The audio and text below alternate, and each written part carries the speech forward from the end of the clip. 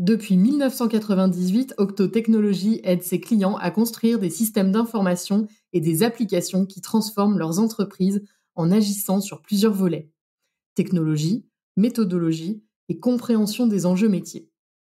Et depuis 2019, ils ont également décidé de mener des actions concrètes pour faire leur part dans les enjeux environnementaux et sociétaux. Vous allez l'entendre, la gouvernance et le management ou encore la gestion de projet ne sont vraiment pas comme ailleurs. Une auto-organisation organisée, des tribus, des villages et 800 octos. C'est rock, c'est fun, c'est franglais, c'est moderne et franchement, ça remue les méninges. Allez, let's go! Bonjour et bienvenue sur Human First, le podcast business qui parle plus d'humains que de chiffres. À chaque épisode, je vous emmène à la rencontre de professionnels qui ont osé voir le monde du travail différemment. Comment ? En plaçant l'humain au cœur de ses priorités et de sa stratégie. Je suis Cécile Chaperon, entrepreneuse, RH, coach et militante pour un monde du travail plus épanouissant et plus responsabilisant. Et maintenant, place à notre invité du jour. Bonjour Charlotte, bonjour Alban. Bonjour. Bonjour. Je suis ravie de vous accueillir tous les deux. C'est la première fois sur le podcast qu'on interroge deux personnes, donc on est à 3. Et entrons tout de suite dans le vif du sujet. Chez Octo Technologies, quel est votre modèle de gouvernance ? Alors chez Octo, on a une organisation en petites équipes qu'on appelle des tribus. Alors que ce soit des tribus d'expertise pour les consultants, donc des équipes qui développent et portent une expertise directement vis-à-vis de nos clients, ou pour nos fonctions internes, corporate, donc la communication, les RH, la finance, etc. Donc toutes les équipes sont organisées en tribus, et les tribus sont regroupées après au sein d'entités un peu plus larges qu'on appelle des quartiers. Et donc on a pris la métaphore un peu du village comme ça. Donc on a la mairie pour les fonctions corporate, et puis on a différents ateliers pour les tribus d'expertise. Comment ça se fait que vous avez appelé ça comme ça ? C'est quoi l'histoire en fait de ce modèle ? Alors, pour la partie tribu, donc c'est inspiré du modèle tribal leadership. Donc ça a bientôt une dizaine d'années. Donc où on a décidé de laisser les consultants, les équipes s'organiser donc en tribus qui choisissent le sujet qu'elles ont envie de porter, qui choisissent aussi leur leader. Donc les leaders de tribus sont élus par les membres qui composent les tribus. Et puis, pour tout ce qui est métaphore du village, ça, c'est un peu plus récent et en lien avec une réorganisation qu'on a adoptée qui s'appelle Regen et qui a vocation à supporter notre nouvelle raison d'être autour du numérique responsable. Charlotte, est-ce que tu pourrais nous dire ce que ça veut dire de laisser s'organiser chaque équipe ? Parce que bon, c'est facile à dire, mais pas toujours si simple que ça dans la mise en œuvre. Ça veut dire quoi, alors, laisser s'organiser ? En fait, historiquement, comme Alban le disait, on était organisé selon ce qu'on appelait des LOB, des Line of Business. Et donc, on avait une approche beaucoup plus orientée secteur d'activité vis-à-vis de nos clients. Et en 2014, quand on a eu cette révélation autour du tribal leadership et qu'on a adopté ce mode d'organisation des tribus, l'idée, c'était de mettre l'accent sur le partage entre pairs, notamment. Et donc, de considérer que des profils identiques qui allaient avoir des centres d'intérêt en commun, peu importe le secteur d'activité pour lequel ils allaient travailler, en fait, l'idée, c'était d'aller se regrouper au même endroit, je mets des gros guillemets, de pouvoir échanger entre pairs, notamment effectuer une activité de R&D qui est assez chère chez Octo, précieuse. Ça s'est fait de façon très organique et j'aime beaucoup ce terme chez Octo, je le dis toujours. Par exemple, des profils qui ont pour appétence principale les sujets autour de la mobilité se sont dit très naturellement, il y a un business autour de la mobilité, on a des clients qui viennent nous voir pour des refontes d'app mobile, ce genre de projet. Eh ben on va fédérer une communauté qui existait déjà, qui était souvent, historiquement, il y avait aussi des communautés de pratique, mais du coup les octos se retrouvaient principalement en fin de journée ou sur des heures de déjeuner pour échanger autour de leurs sujets communs. Et là, en fait, la tribu est venue prendre la place, enfin cette place centrale, en se disant on peut très bien faire une tribu autour de la mobilité parce que c'est un peu l'équivalent d'une offre, on va dire, auprès de nos clients. Et donc auto-organisé, c'est des gens déjà identifiés qui se disent on a envie de bosser sur tel sujet en commun, on se regroupe, Alors, la direction avait posé un cadre quand même avec un mode opératoire, enfin comment on allait constituer une tribu, quels étaient les critères de succès, quelle gouvernance justement il devait y avoir au sein de cette tribu avec un lead de tribu évidemment, quel reporting au niveau du reste de la direction et ainsi de suite. Donc ça s'est fait en suivant quoi, assez naturellement. Est-ce que ça veut dire que du coup, selon les projets naissants, des nouvelles tribus se créent à chaque fois? Exactement. En fait, l'idée c'est que c'est plutôt quelque chose qu'on peut célébrer une tribu qui s'éteint, de la même façon qu'une tribu qui va naître. Si une tribu s'éteint, ça veut dire qu'on a laissé la possibilité au sujet d'exister, on teste, on voit qu'au bout d'un certain temps, 1 an, 2 ans, ça fonctionne pas, il n'y a pas d'appétence business ou il n'y a pas d'appétence en interne. En termes de recrutement, il n'y a pas non plus particulièrement de succès. Donc on va on va tirer des apprentissages sur ce qu'on appelle un bac rouge, une rétrospective, essayer de savoir pourquoi cette tribu, on a décidé de la killer, comme on dit. Et c'est en général bourré d'apprentissage pour le reste de la communauté. Donc je dis célébrer. Alors pour les gens qui sont concernés sur le moment, peut-être pas forcément, mais c'est quelque chose c'est une organisation qui est très vivante, quoi. C'est marrant, ça fait penser célébrer la mort d'une tribu, ça fait presque penser un peu à des tribus lointaines où on ne vit pas la mort de la même façon. Exactement, c'est tout le côté aussi tribal leadership, quoi.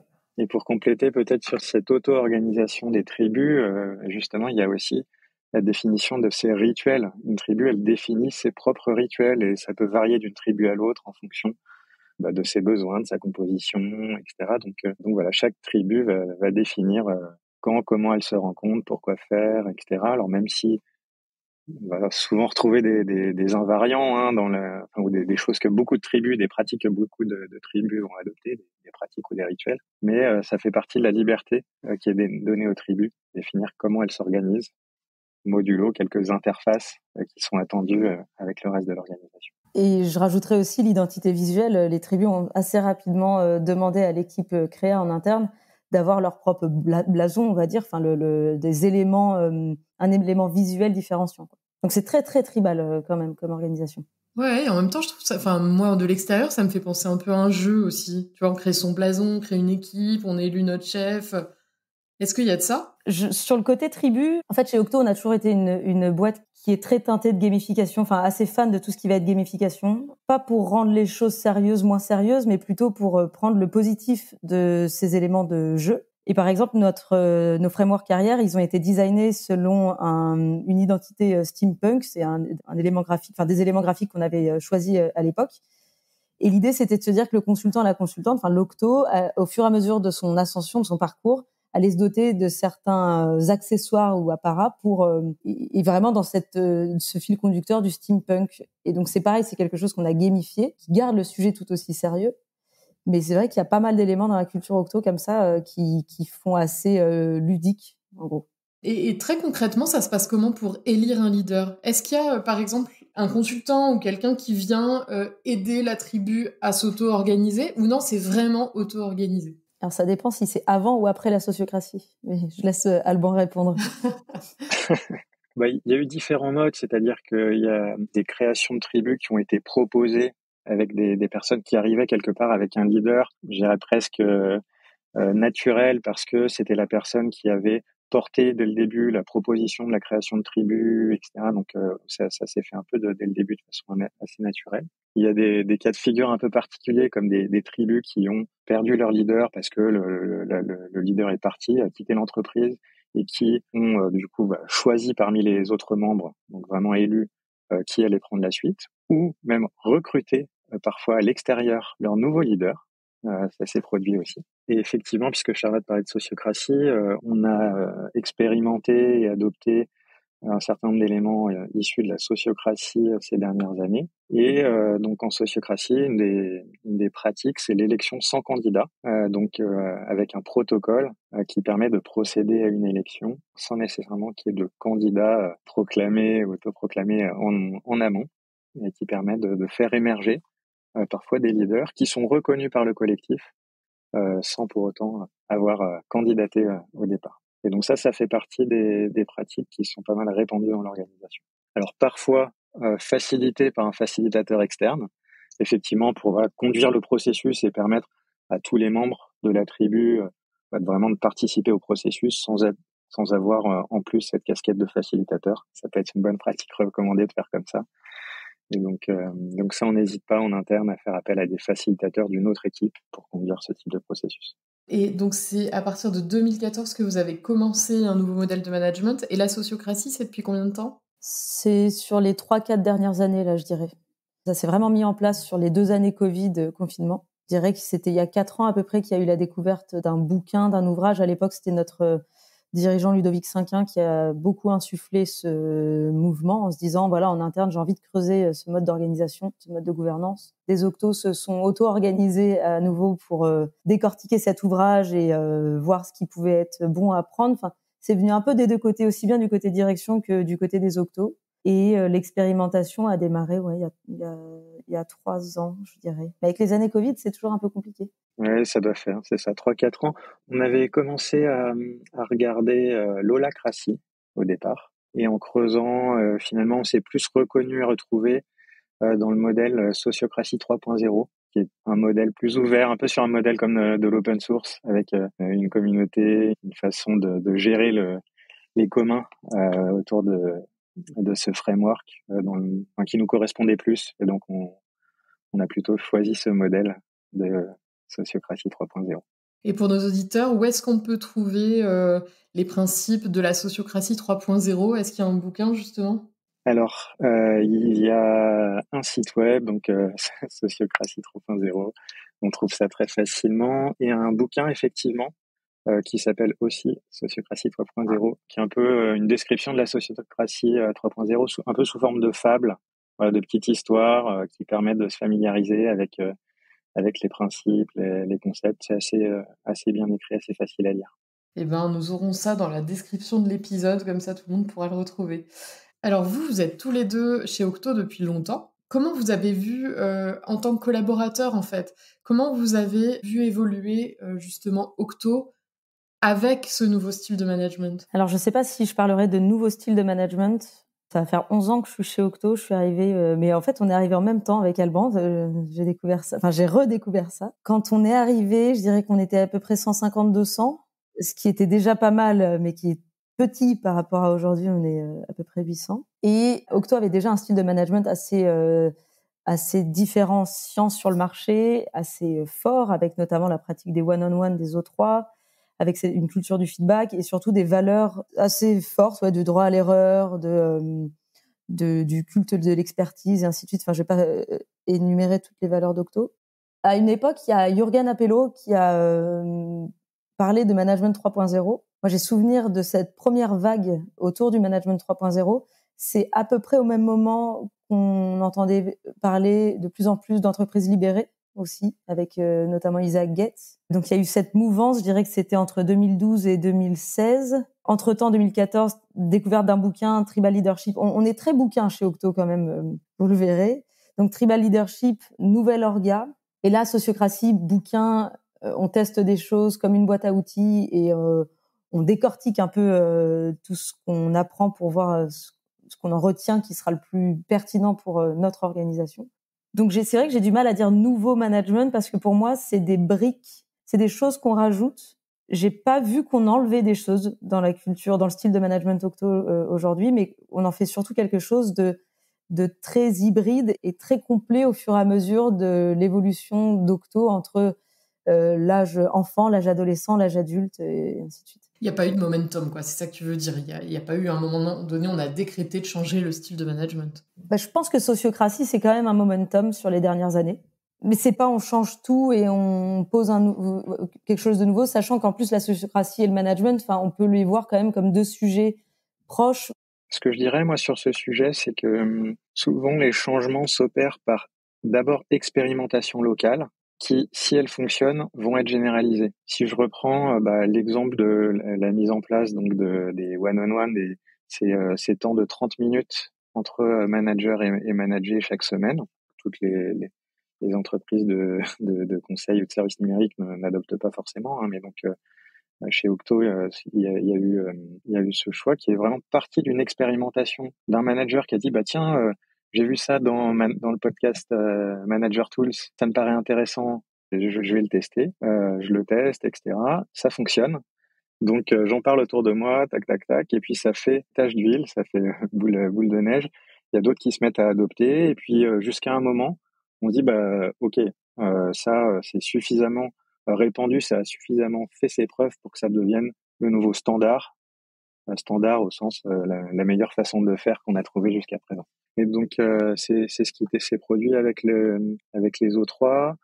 Moi, il y a quand même un autre, en plus de la sociocratie, il y a un autre élément que je trouve assez déterminant, enfin, un changement assez majeur qu'on a opéré il y a quelques années aussi, c'est le principe du choose your manager. Le fait de dire que dans l'organisation, c'est pas, on n'affecte pas un manager à quelqu'un. Chaque octo va choisir par qui il a envie d'être managé, parce qu'il considère que c'est la bonne personne pour se développer, pour monter en compétence sur les sujets sur lesquels il ou elle a envie de monter en compétence, etc.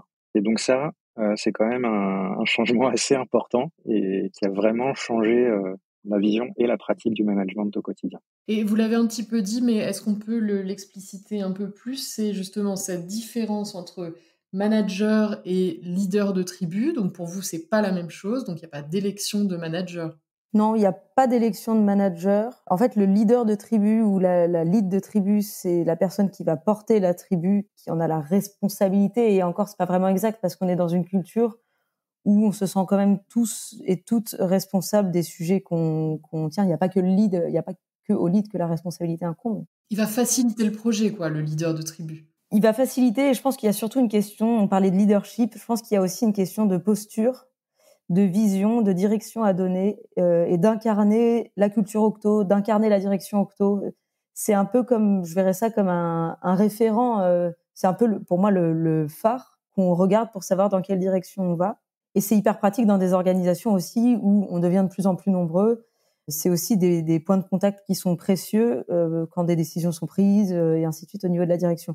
Un manager, ça va être vraiment, c'est pas forcément, on est dans un Octo, on est un cabinet, une ESN, un cabinet de conseil, donc on peut être en mission chez des clients et pas forcément avec son manager. Donc ça veut dire que les one-on-one qu'on va faire, les O3 qu'on va faire avec son manager, ça va être l'occasion aussi pour le manager de savoir comment la mission se passe, dans quel contexte l'Octo évolue, s'il y a des demandes d'aide. Donc c'est aussi des moments d'échange qui sont d'autant plus précieux dans cette activité de conseil parce qu'on n'est pas forcément en mission avec son manager. Par contre, on est en mission avec sa tribu. Et pas toujours. On fonctionne en dispositif quand même chez Octo, donc ça arrive très rarement, voire jamais, mais je vais plutôt dire très rarement qu'on se retrouve seul sur une mission. C'est pas du tout un modèle qu'on a. Par contre, c'est pas automatique. C'est pas parce que j'ai pris l'exemple au début de l'enregistrement de la tribu mobilité. C'est un sujet qui est spécifique, donc évidemment que sur des sujets mobilité, en général, on va être avec des consultants ou consultantes qui sont sur de la mobilité aussi. Mais si je prends par exemple une tribu autour de l'éco-conception ou de l'accessibilité, je vais pas forcément être en mission tout le temps avec les gens de ma tribu parce que la tribu porte une thématique qui peut être transverse. Par exemple, si je suis dans une tribu autour du craft, donc du geste, je vais pas forcément être en mission tout le temps avec des gens de la même tribu. Pour le dire autrement, le leader de tribu est là pour porter une vision souvent qui correspond à une offre qu'on va porter auprès de nos clients, donc essayer de développer et qui apporte une valeur directe à nos clients. Et le manager, c'est vraiment au sens développement de carrière. Effectivement, il peut se trouver que je vais choisir comme manager mon leader de tribu, et parce que il va pouvoir quelque part remplir les deux fonctions, avoir les deux casquettes pour moi. Mais je peux très bien choisir un manager qui n'est pas mon leader de tribu, qui est même dans la tribu d'à côté, parce que c'est un autre sujet sur lequel j'ai envie de me développer sur lequel ce manager-là va pouvoir m'aider à me développer. Et peut-être que d'ailleurs, ça sera la tribu où j'irai dans quelques mois ou l'année prochaine, pourquoi pas. Mais voilà, il n'y a pas d'obligation à choisir son manager dans sa tribu. Est-ce que la direction a un visu de toutes les tribus, de tout... Vous avez un logiciel ou quelque chose qui rassemble tout ça? Parce que 800 personnes, c'est pas rien pour... On a 2 outils, je dirais, principaux. Le premier, il est historique chez Octo. Il s'appelle Ask Bob. C'est un peu les pages jaunes internes d'Octo. Donc, c'est un service web sur lequel on se connecte. On peut voir toutes les équipes et surtout tous les Octos, les dates d'arrivée. On peut voir les sujets de prédilection des Octos en fonction de leur niveau d'expertise. Ça aide pour le staffing, ça notamment, ou ça aide si j'ai une question sur une mission, je veux connaître qui est référent sur tel ou tel techno, entre autres. On peut voir la pyramide des âges, on peut voir la répartition, enfin le gender mix aussi. Donc ça, c'est Ask Bob, c'est un peu, oui, c'est l'organigramme, notre annuaire exactement. Il y a un deuxième outil qui est né, mais qui existait déjà, mais qui a été remis à jour suite à Regen, la réorg qu'on a initié il y a quelques années. C'est une photo de ce village avec les différents quartiers. Donc c'est vraiment comme si on avait pris, c'est vraiment un poster d'un village qui est fait de façon très graphique, avec à chaque fois les différents quartiers du village, les différents bâtiments, et on va pas forcément voir les gens. Par contre, on va voir le lead et on va voir les tribus dont sont composés les quartiers. On parle un peu un langage octo en disant tout ça, mais à nouveau, c'est très gamifié en fait. Comment on se développe chez Octo? Comment ça se passe, la formation, le partage d'expériences, la montée en expertise, etc. C'est assez à l'image du principe de management, justement. On parlait de je choisis mon manager. L'idée, c'est de faire en sorte que chaque Octo soit vraiment acteur, actrice au cœur de son développement de compétences et de carrière. Donc on va surtout chercher à rendre visible le champ des possibles.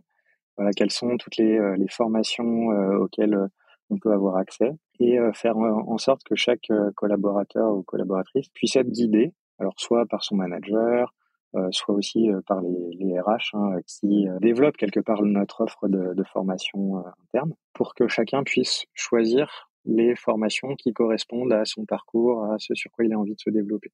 Il y a quand même quelques formations obligatoires, mais en fonction de son niveau, de son expertise. Donc il y a quelques formations obligatoires par lesquelles voilà, chacun doit passer, parce que ça peut être des fondamentaux du conseil, ou par exemple de la prise de parole en public, etc. Donc en fonction de son évolution chez Octo, il y a quelques formations obligatoires, mais la philosophie, le principe général, c'est plutôt chacun, chacune acteur de son parcours de formation, avec de l'aide à la navigation, on va dire, pour faire les choix les plus judicieux. Et on a la chance, je complète ta réponse, Alban, sur 2 points.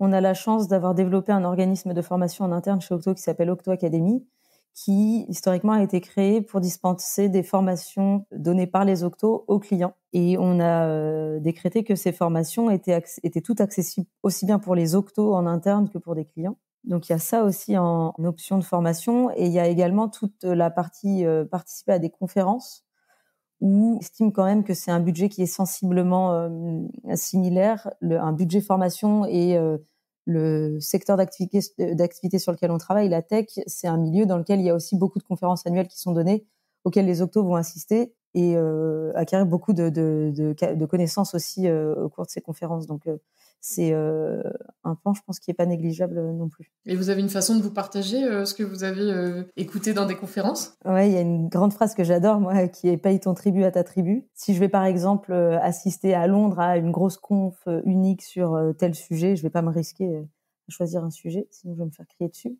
Et que le nombre de places est limité, enfin, c'est assez exceptionnel, on va être 2-3 à y aller. Je sais que c'est pas une obligation, mais en tout cas, je vais avoir des Octos qui vont me dire « alors, c'était comment, raconte ». Et donc, paye ton tribut à ta tribu, c'est je rentre, j'ai des photos, j'ai un compte-rendu, ce que j'ai appris, ce que j'ai le plus aimé. Je peux même aller voir l'équipe com en disant voilà, c'était ce que j'ai aimé dans l'organisation, c'était ça pour vos futurs événements. Ouais, tu payes ton tribut à ta tribu, quoi.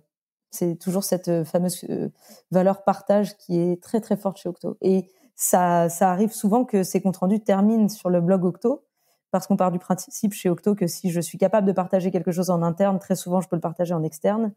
Et donc ce compte rendu de la conf à laquelle j'ai eu la chance, l'honneur de pouvoir participer, va probablement aussi intéresser tous nos lecteurs et nos lectrices sur le blog Octo. Pour moi, quand même, alors c'est peut-être un peu plus prosaïque que les valeurs en un certain sens, mais ce qui fait que cette culture du partage, elle fonctionne bien, c'est qu'elle est aussi cohérente avec des attentes assez formelles qu'on retrouve dans notre framework de parcours carrière. C'est-à-dire que oui, effectivement, il est écrit noir sur blanc que plus je vais monter dans les niveaux de ce framework carrière, plus ce niveau de partage est attendu et important. Donc quelque part, ça fait partie aussi des éléments importants qui vont être regardés pour avoir une promotion, enfin, voilà, changer de niveau. Est-ce qu'effectivement je contribue, je partage avec la communauté, etc. Donc certes, je pense qu'il y a cette valeur, c'est des choses qu'on peut aller chercher dans notre recrutement, etc. Et quand même, c'est aussi soutenu par ce système de reconnaissance et de promotion qui fait que voilà, c'est cohérent et du coup c'est robuste de ce point de vue-là. Et justement, en termes, enfin, avec mon ancienne casquette de RH, je ne peux m'empêcher de vous poser la question en termes juridiques. Est-ce que tout le monde est cadre? Est-ce qu'il y a que les managers? Est-ce que les leaders de tribu deviennent cadres? Comment vous accoutumez du droit français? Comment ça se passe? Alors en réalité, c'est tout ce qui est statut, niveau, etc. Est plus lié justement à notre framework carrière et à la progression qu'on va avoir dans les niveaux. Mais il peut y avoir différentes façons de progresser dans les niveaux de ce framework carrière chez Octo. Et ça passe pas nécessairement par le fait d'être lead de tribu ou de manager d'autres collaborateurs. On essaie au contraire que le fait de manager d'autres personnes ou de guider une tribu, ça soit vraiment un choix parce que on a envie de le faire, on aime ça, on a envie de se développer sur le sujet et on veut éviter à tout prix que ça soit un passage obligé pour pouvoir avoir sa promotion, etc. Donc on veut pouvoir promouvoir des gens jusque dans les plus hauts niveaux de notre framework parce que ce sont des super experts de leur domaine, de leur sujet. Et voilà, s'ils n'ont pas envie ou de manager ou qu'ils n'ont pas cette fibre-là, que ça soit possible. Et du coup, les statuts, les niveaux, etc., c'est plus lié au framework carrière plutôt qu'au fait de prendre un rôle de manager ou de leader.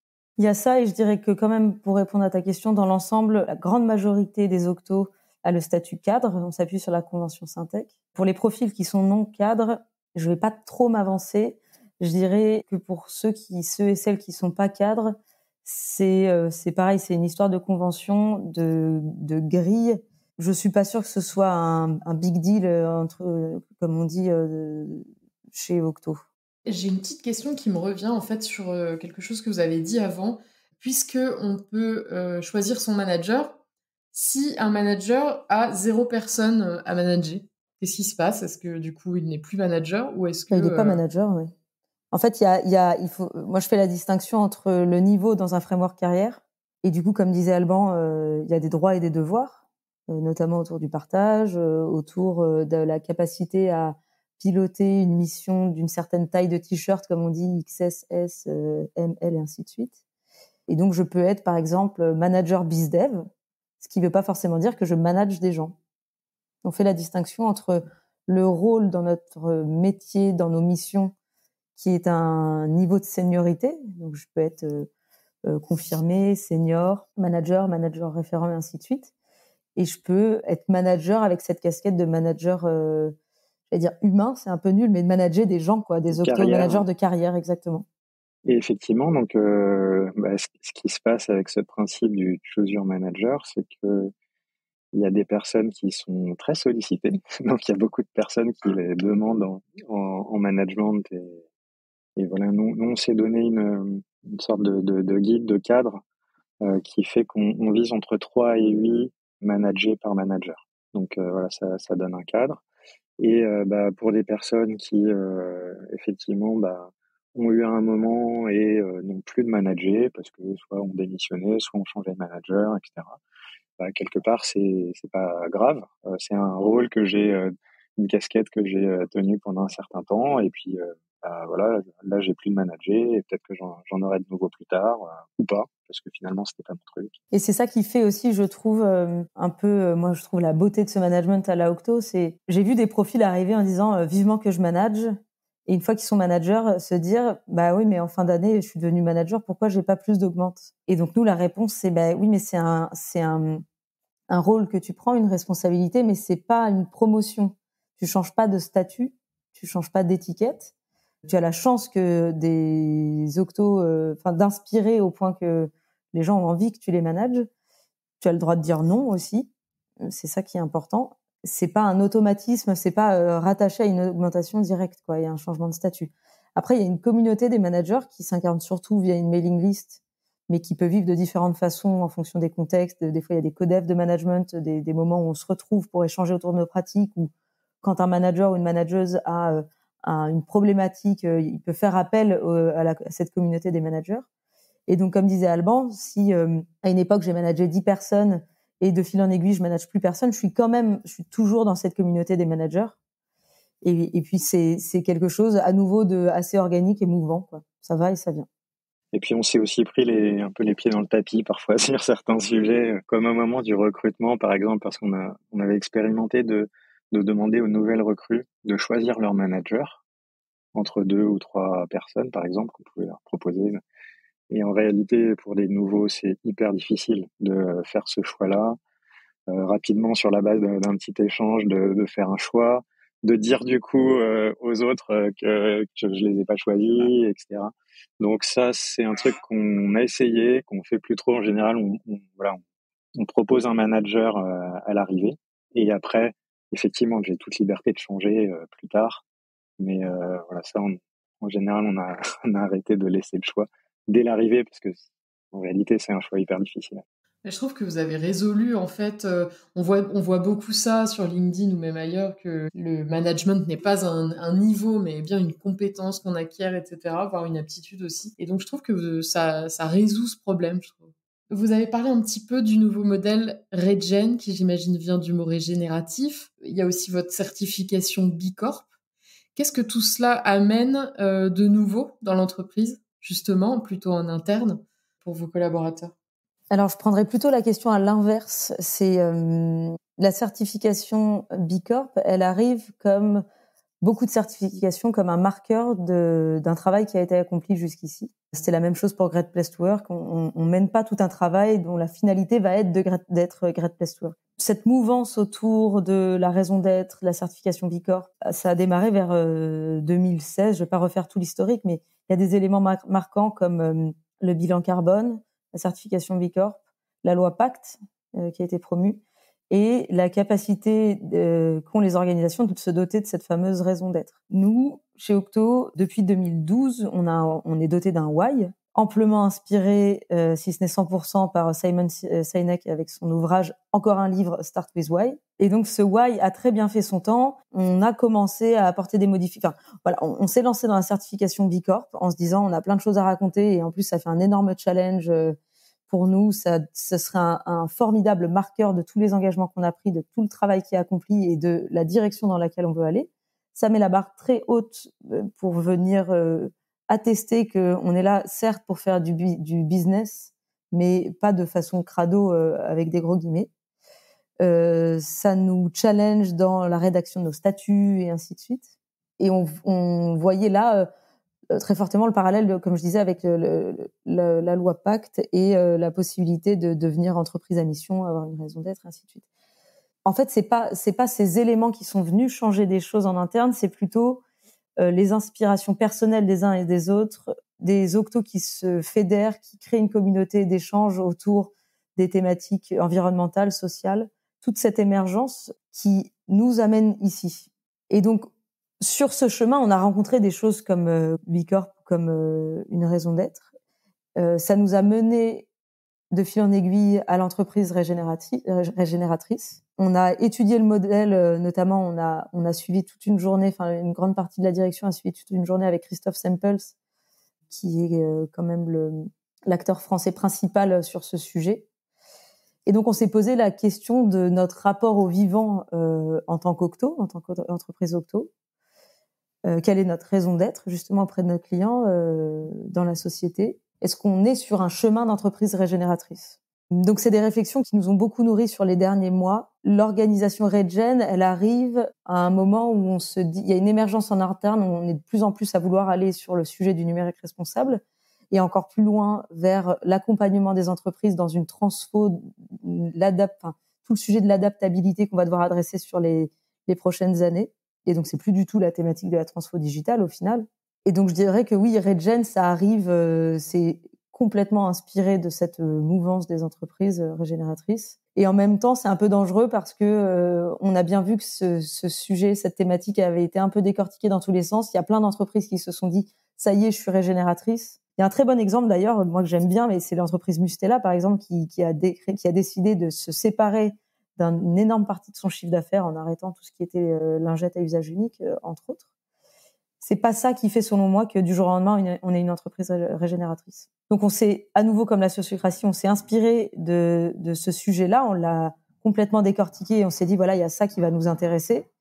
Mais on se décrète absolument pas comme une entreprise régénératrice. On se dit, on se met en ordre de marche pour contribuer à ces modèles-là. C'est surtout cette notion de contribution A qui est importante pour nous chez Octo. Oui, en sachant qu'il y a 2 volets principaux sur lesquels on peut agir. Enfin, le premier, c'est vraiment nos activités internes, c'est-à-dire qui passent par des choses très pratiques, de consommation énergétique de nos bâtiments, de renouvellement moins fréquent de nos matériels informatiques, par exemple, des choses très très concrètes pour nos usages. Mais le gros de l'impact pour des sociétés de conseil ou de services comme nous, c'est de faire évoluer finalement le type de mission qu'on fait pour nos clients et que de plus en plus de nos missions correspondent à générer une activité positive de ce point de vue-là.